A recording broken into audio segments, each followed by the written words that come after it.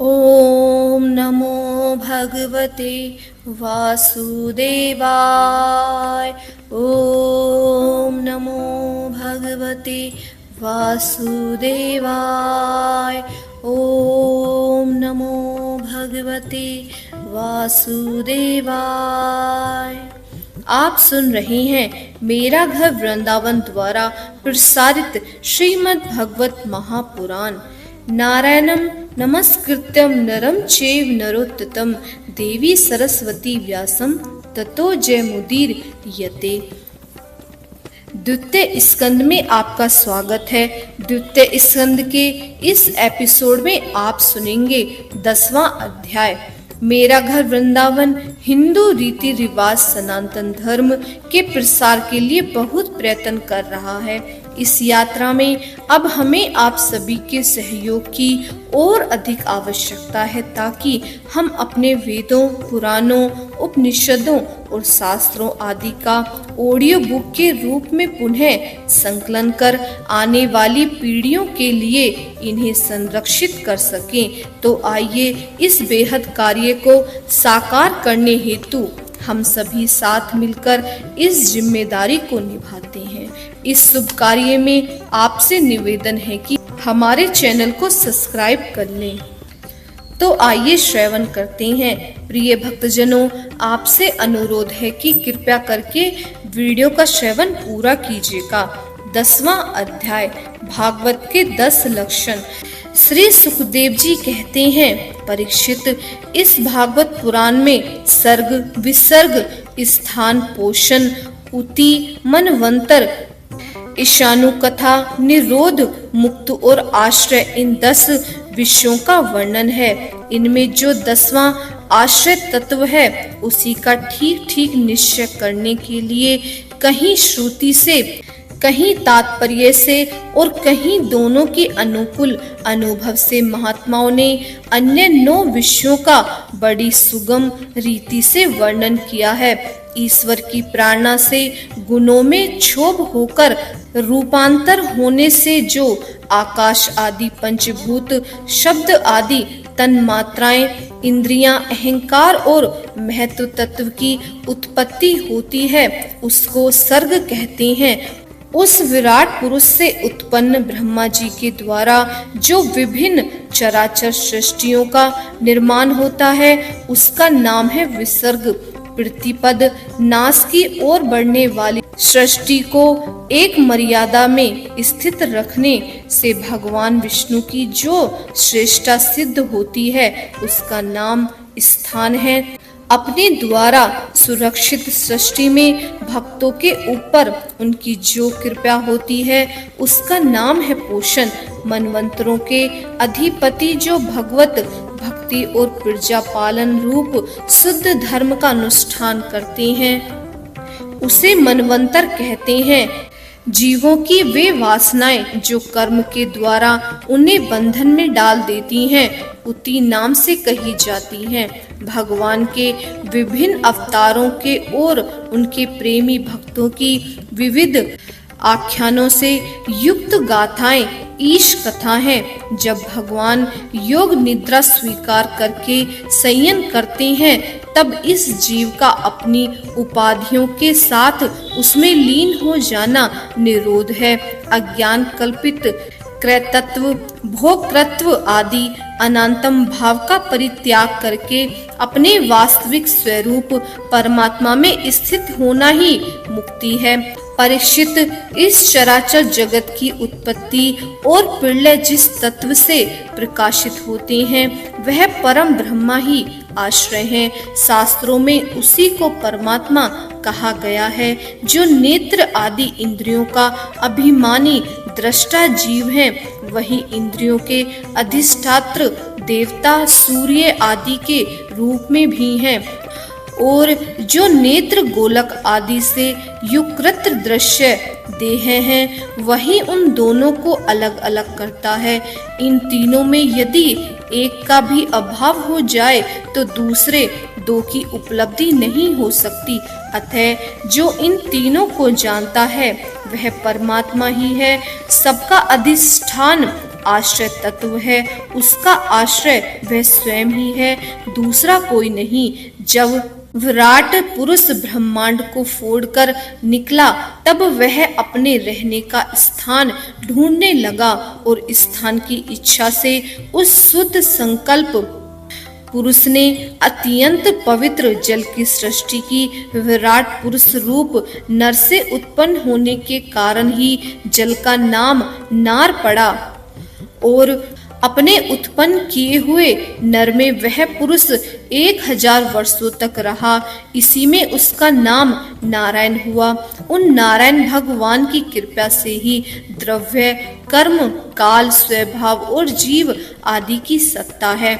उनके अपेक्षा कर देने पर और किसी का अस्तित्व नहीं रहता। उन अद्वितीय भगवान नारायण ने योग निद्रा से जागकर अनेक होने की इच्छा की। तब अपनी माया से उन्होंने अखिल ब्रह्मांड के बीज स्वरूप अपने सुवर्णमय वीर्य को 3 भागों में विभक्त कर दिया। अधिदेव, अध्यात्मदेव और अधिभूत।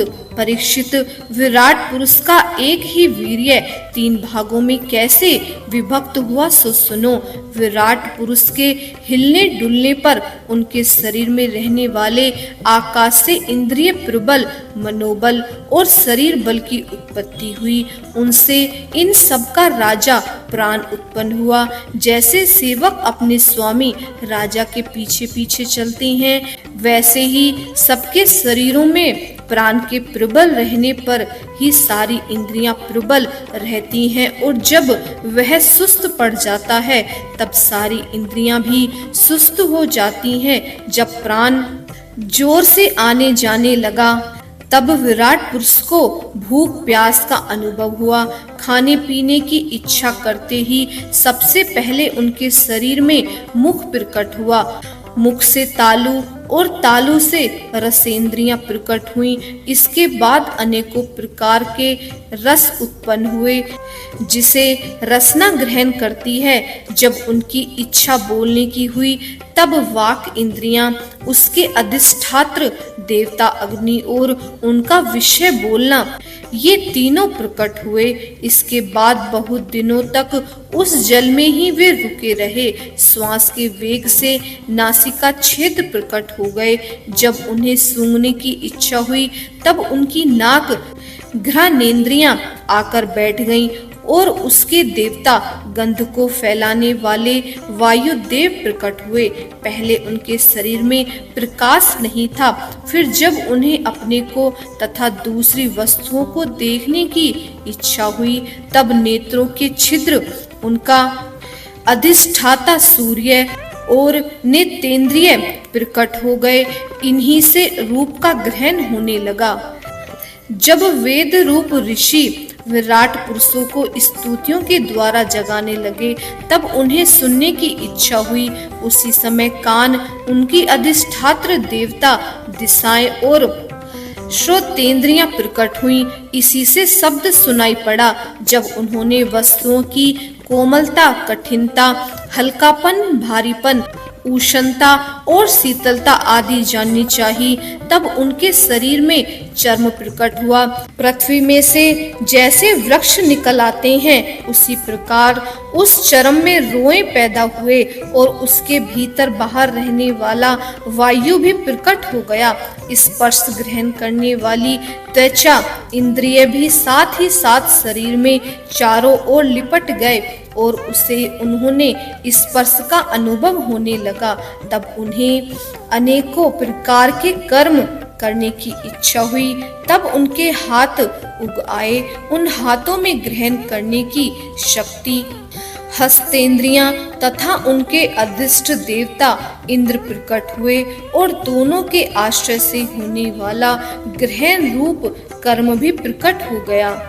जब उन्हें अभिष्ट स्थान पर जाने की इच्छा प्रकट हुई तब उनके शरीर में पैर उग आए। चरणों के साथ ही चरण इंद्रिय के अधिष्ठाता रूप में वहां स्वयं यज्ञ पुरुष भगवान विष्णु स्थित हो गए और उन्हीं में चलना रूप कर्म प्रकट हुआ।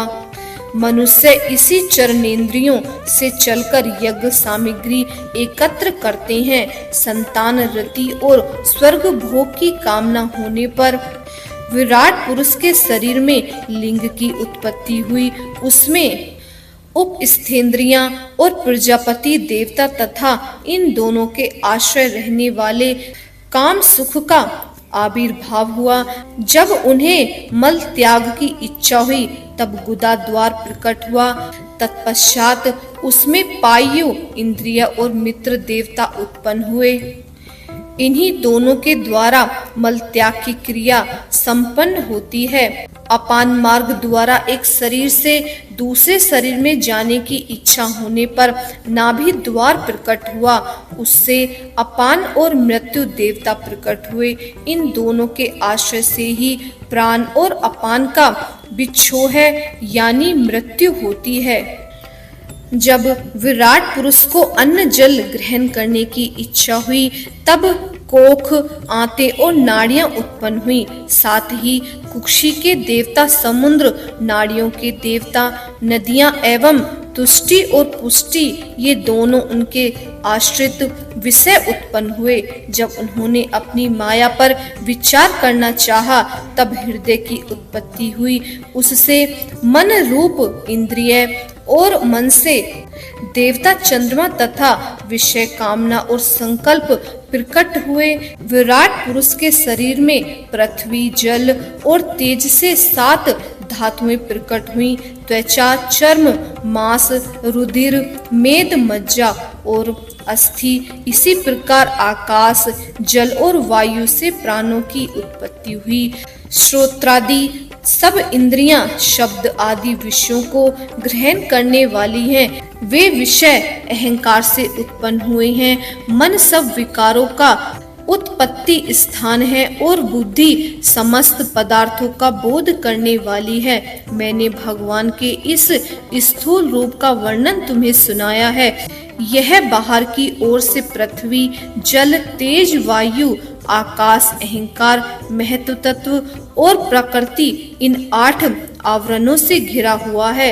इससे परे भगवान का अत्यंत सूक्ष्म रूप है। वह अव्यक्त, निर्विशेष, आदि, मध्य और अंत से रहित एवं नित्य है। वाणी और मन की वहां तक पहुंच नहीं है। मैंने तुम्हें भगवान के स्थूल और सूक्ष्म, व्यक्त और अव्यक्त जिन 2 रूपों का वर्णन सुनाया है, ये दोनों ही भगवान की माया के द्वारा रचित हैं। इसीलिए विद्वान पुरुष इन दोनों को ही स्वीकार नहीं करते। वास्तव में भगवान निष्क्रिय हैं। अपनी शक्ति से ही वे सक्रिय बनते हैं। फिर तो वे ब्रह्मा का या विराट रूप धारण करके वाच्य और वाचक शब्द और उसके अर्थ के रूप में प्रकट होते हैं और अनेकों नाम, रूप तथा क्रियाएं स्वीकार करते हैं। परीक्षित, प्रजापति, मुनि, देवता, ऋषि, पितृ, सिद्ध, चारण, गंधर्व, विद्याधर, असुर, यक्ष, किन्नर, अप्सराएं, नाग, सर्प, किमपुरुष, उरग, मातृकाएं, राक्षस, पिशाच, प्रेत, भूत, विनायक, कूष्मांड, उन्माद, वेताल, यातुधान, ग्रह, पक्षी, मृग, पशु, वृक्ष, पर्वत, सरीसर्प इत्यादि जितने भी संसार में नाम रूप है सब भगवान के ही हैं। संसार में चर और अचर भेद से 2 प्रकार के तथा जरायुज, अंडज, स्वेदज और उदिभज भेद से 4 प्रकार के जितने भी जलचर, थलचर तथा आकाशचारी प्राणी हैं, सब के सब शुभ अशुभ और मिश्रित कर्म के तदनुरूप फल हैं। सत्व की प्रधानता से देवता, रजोगुण की प्रधानता से मनुष्य और तमोगुण की प्रधानता से नरकीय योनियां मिलती हैं। और इन गुणों में ही जब एक गुण दूसरे 2 गुणों से अभिभूत हो जाता है तब प्रत्येक गति के 3-3 भेद हो जाते हैं। वे भगवान जगत के धारण पोषण के लिए धर्म में विष्णु रूप स्वीकार करके देवता, मनुष्य और पशु पक्षी आदि रूपों में अवतार लेते हैं तथा विश्व का पालन पोषण करते हैं। प्रलय का समय आने पर वे ही भगवान अपने बनाए हुए इस विश्व को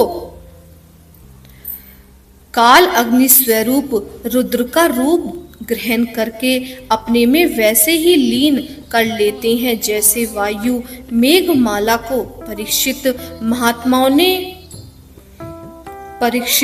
महात्माओं ने अचिंत्य ऐश्वर्य भगवान का इसी प्रकार वर्णन किया है। परंतु तत्वज्ञानी पुरुषों को केवल इस सृष्टि पालन और प्रलय करने वाले रूप में ही उनका दर्शन नहीं करना चाहिए, क्योंकि वे तो इससे परे भी हैं। सृष्टि की रचना आदि कर्मों का निरूपण करके पूर्ण परमात्मा से कर्म या कर्तापन का संबंध नहीं जोड़ा गया है। वह तो माया से आरोपित होने के कारण कर तत्व का निषेधन करने के लिए ही है। यह मैंने ब्रह्मा जी के महाकल्प का अवान्तर कल्पों के साथ वर्णन किया है। सब कल्प में सृष्टि कर्म एक सा ही है, अंतर है तो केवल इतना ही। महाकल्प के प्रारंभ में प्रकृति से क्रमशः महतत्व आदि की उत्पत्ति होती है और कल्प के प्रारंभ में प्राकृत सृष्टि तो ज्यों की त्यों ही रहती है। चराचर प्राणियों की विकृत सृष्टि नवीन रूप से होती है। परीक्षित, काल का परिणाम कल्प और उसके अंतर्गत मनवंतरों का वर्णन आगे चलकर करेंगे। अब तुम पदम कल्प का वर्णन सावधान होकर सुनो। सोनक जी ने पूछा, सूत जी, आपने हम लोगों से कहा था कि भगवान के परम भक्त विदुर जी ने अपने अति दुस्त्यज कुटुंबियों को भी छोड़कर पृथ्वी के विभिन्न तीर्थों में विचरण किया था। उस यात्रा में मैत्रेय ऋषि के साथ अध्यात्म के संबंध में उनकी बातचीत कहाँ हुई तथा मैत्रेय जी ने उनके प्रसन्न करने पर किस तत्व का उपदेश किया। सूत जी, आपका स्वभाव बड़ा सौम्य है, आप विदुर जी का वह चरित्र हमें सुनाइए। उन्होंने अपने भाई बंधुओं को क्यों छोड़ा और फिर उनके पास क्यों लौट आए। सूत जी ने कहा, शौनक आदि ऋषियों राजा परीक्षित ने भी यही बात पूछी थी। उनके प्रश्न के उत्तर में श्री सुखदेव जी महाराज ने जो कुछ कहा था वही मैं आप लोगों से कहता हूँ, सावधान होकर सुनिए। ओम नमो भगवते वासुदेवाय। ओम नमो भगवते वासुदेवाय। ओम नमो भगवते वासुदेवाय। अध्याय समाप्त।